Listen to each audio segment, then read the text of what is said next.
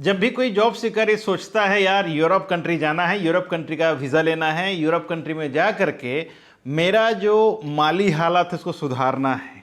कई लोगों का ये सोच रहता है दोस्तों, और इसीलिए मैं आज ये वीडियो लेकर के आया हूँ। अगर आप भी प्लान करते हैं यूरोप का किसी भी कंट्री में जाकर काम करने का, तो क्या कॉस्ट लग सकता है, कितना रुपये आपको खर्च करना पड़ सकता है और कितना दिन के बाद वीज़ा मिलता है।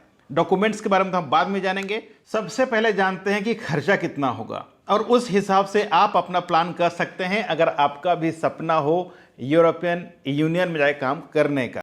नमस्कार, मैं हूं अशोक कुमार साहू, करियर कोच, और आप देख रहे हैं Lavanya global career planner YouTube channel. अगर आप पहले बार चैनल पे आए हैं तो चैनल को सब्सक्राइब कर लीजिएगा, साथ ही बेल आइकन को ऑन करके नोटिफिकेशन बटन को ऑन रखें, क्योंकि इसी तरह का इन्फॉर्मेटिव वीडियो मैं हर दिन लेके आता हूं आप लोगों के लिए, जो आपका करियर के लिए बहुत ज़्यादा हेल्पफुल हो सके। शुरू करते हैं दोस्तों। यूरोप में बहुत सारे कंट्रीज़ हैं। अगर आप यूरोप यूनियन में जाना चाहते हैं, जो सेंजेन जोन होता है, तो यहाँ पर थोड़ा ज़्यादा खर्च लगता है। अगर आप नॉन सेंजेन जोन में जाते हैं तो वहाँ पर कम खर्च लगता है।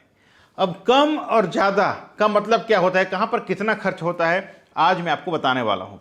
सबसे पहले बात करते हैं सेंजेन जोन में अगर आप जाते हैं काम करने के लिए तो फ़ायदा क्या होगा। एक बार आपको सेंजेन जोन का वीज़ा मिल जाता है तो आप टोटल जो 29 कंट्रीज़ हैं उसमें आप किसी भी कंट्री में जाके विजिट कर सकते हैं, काम नहीं कर सकते हैं। ठीक है, सबसे पहले जान लीजिए इसमें डिफरेंट कैटेगरी वीज़ाज आते हैं। हालांकि हर कंट्री का अपना अलग अलग कैटेगरी का वीज़ा होता है, लेकिन ज़्यादातर जो वीज़ा होता है दोस्तों, वर्क परमिट है डी कैटेगरी का वीज़ा, जो 90 दिन प्लस का वीज़ा मिलता है। आपका मिनिमम जो 3 महीने के प्लस आप वहाँ रहेंगे, यानी कि 1 साल मिनिमम। ठीक है, 3 महीना जो विजिट वीज़ा होता है 3 महीना होता है, 3 महीना प्लस मतलब डी कैटेगरी वीज़ा आपको मिल जाता है। उसमें आप साल भर काम कर सकते हैं, फिर हर साल आप उसको रिन्यू कर सकते हैं। इसका जो खर्च होता है दोस्तों, वो हर एक कंट्री का अलग अलग होता है। मान लीजिए आप माल्टा जा रहे हैं तो अलग खर्चा रहेगा, क्रोएशिया का अलग खर्चा रहेगा, अगर आप जा रहे हैं ऑस्ट्रिया उसका अलग खर्चा रहेगा, अगर आप जा रहे हैं लग्जमबर्ग उसका अलग रहेगा, नॉर्वे का अलग रहेगा। तो हर एक कंट्री का अलग अलग चार्जेस होता है। लेकिन इन जनरल मैं आपको बता देता हूं, लगभग 5 से 7 लाख रुपए करीब खर्चा होता है।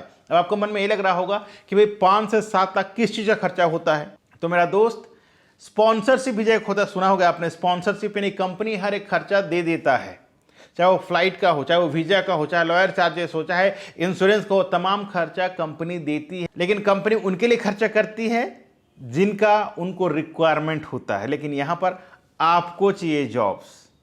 ठीक है, तो ये अलग हो जाता है दोस्तों। यहाँ पर आपको 5 से 7 लाख रुपए खर्च करना पड़ता है। कैसे, तो बता दूं, सबसे पहले जब आप अप्लाई करते हैं तो उस दौरान लॉयर को पे करना होता है। दूसरा, जब आप वर्क परमिट अप्लाई करते हैं तो उसमें गवर्नमेंट को पे करना होता है।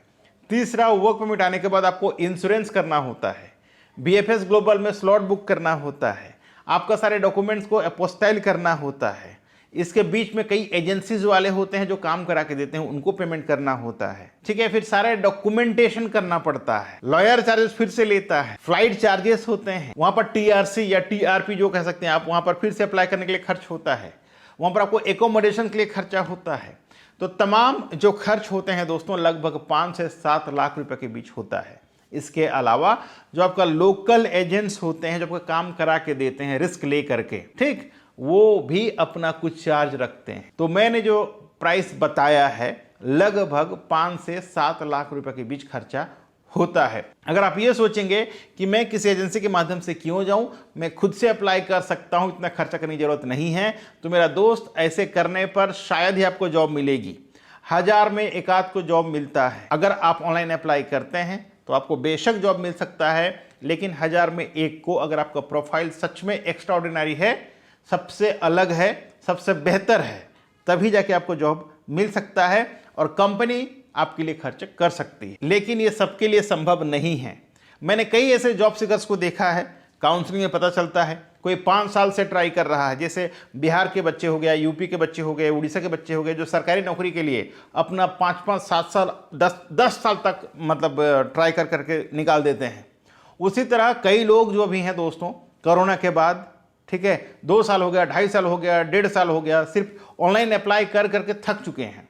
ऑनलाइन में जॉब नहीं मिलता मेरा दोस्त, किसी किसी को मिल जाता है। मेरा कई व्यूअर्स को, किसी को न्यूजीलैंड का जॉब मिल चुका है, किसी को ऑस्ट्रिया का जॉब मिल चुका है, किसी को माल्टा का जॉब मिल चुका है, लेकिन लाखों में मेरा 2.5 लाख सब्सक्राइबर है, उसमें से अब तक सिर्फ 3 या 4 को ही मिला है। समझ रहे हैं आप रेशियो क्या है। लेकिन अगर आप किसी एजेंसी के माध्यम से अप्लाई करते हैं तो आपको 99.99% चांसेस होता है वीज़ा मिलने का।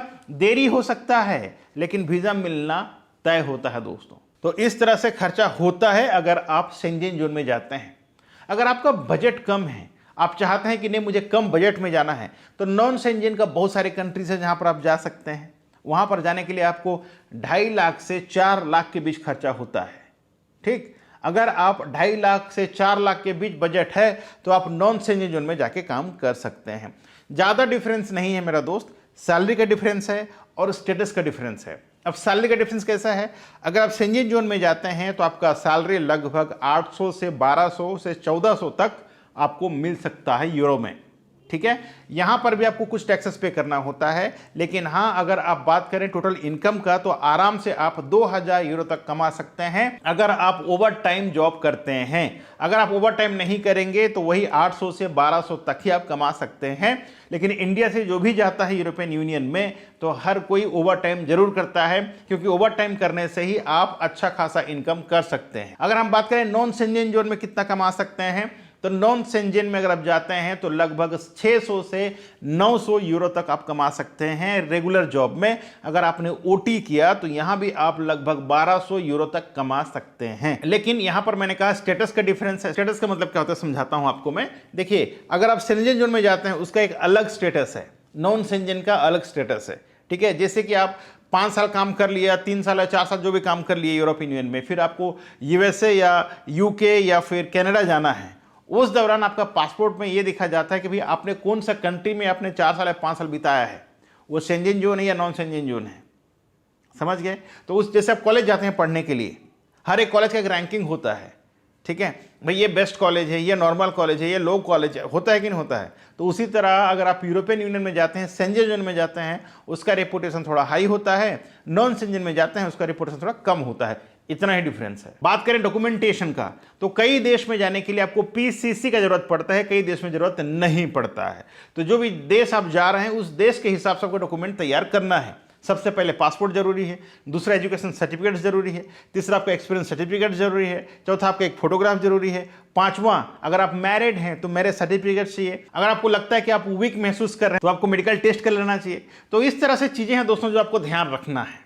प्रोसेस की बात करें कितना दिन का समय लगता है, तो दोस्तों 5 से 7 महीना, समटाइम 1 साल का समय लग जाता है यूरोप का मैक्सिमम कंट्री में। ठीक है, और ज्यादा जॉब्स वो कहां मिलेगा, जैसे कई लोग बोलते हैं ना कि मुझे नॉर्वे जाना है, मुझे लग्जमबर्ग जाना है, तो यहां पर आपको जल्दी वीजा नहीं मिलता है मेरा दोस्त, और हर किसी को वीजा नहीं मिलता है। ये बात को याद रखना है। आप भले ही यूट्यूब देख करके ये सोचें कि नहीं मैं लग्जमबर्ग चला जाऊंगा, नॉर्वे जाना है, तो यहाँ पर सबको वीजा नहीं मिलता है। ओके, हालांकि मैं जिस दिन वीडियो लेकर के आऊंगा नॉर्वे में किसको जॉब मिल सकता है, लग्जमबर्ग में कौन जॉब ले सकता है, उसके बारे में आप समझ जाना। लेकिन बता दूं हर किसी को जॉब नहीं मिलता है। कहां पर जॉब मिल सकता है हर किसी मैक्सिमम लोगों को, वो है Malta, Croatia, Austria, Greece, Netherlands, Romania, Lithuania, Georgia, ये सारे कंट्री में मैक्सिमम लोगों को जॉब मिल सकता है। वो भी तब अगर आपके पास कोई स्किल्स हो। अगर नॉन स्किल हैं तब भी आपको जॉब मिलता है, लेकिन सही जगह से अप्लाई करना है। अगर आपने सही जगह से अप्लाई नहीं किया मेरा दोस्त तो भूल जाइए। आप क्या सोचते हैं, आप कौन सा देश में जॉब अप्लाई करना चाहते हैं, नीचे कमेंट बॉक्स में जरूर बताइएगा। आपका ड्रीम कंट्री कौन सा है, आपको कहां का वीजा मिलना है, तो मैं उस हिसाब से वीडियो लेकर के आऊंगा कि आपको कहां के लिए अप्लाई करना चाहिए। ठीक है, आशा करता हूं आज के वीडियो आपको पसंद आया होगा, आपका काम का होगा, क्योंकि मैंने बहुत मेहनत से बताया है कि आपको अगर जाना है यूरोपियन यूनियन में तो कितना रुपया खर्चा हो सकता है। शायद ये किसी ने अभी तक बताया होगा यूट्यूब का हिस्ट्री में, लेकिन मैंने बता दिया है क्लियरली। अगर फिर भी आपके मन में कोई दुविधा, कोई क्वेश्चंस है और कोई चीज़ आप जानना चाहते हैं तो नीचे कमेंट बॉक्स में अपना कमेंट जरूर कीजिएगा। मैं इमीडिएटली कोशिश करूंगा आपका जो भी सवाल है उसका जवाब देने के लिए। आज के लिए बस इतना ही। मैं अशोक कुमार साहू, करियर कोच, आपसे विदा लेता हूं आज के इस वीडियो से। मिलते हैं इसी तरह का एक और नए वीडियो में नए टॉपिक के साथ। तब तक के लिए आप रखें अपना ख्याल और मुझे दे इजाजत। Thank you so much. जय हिंद, जय भारत।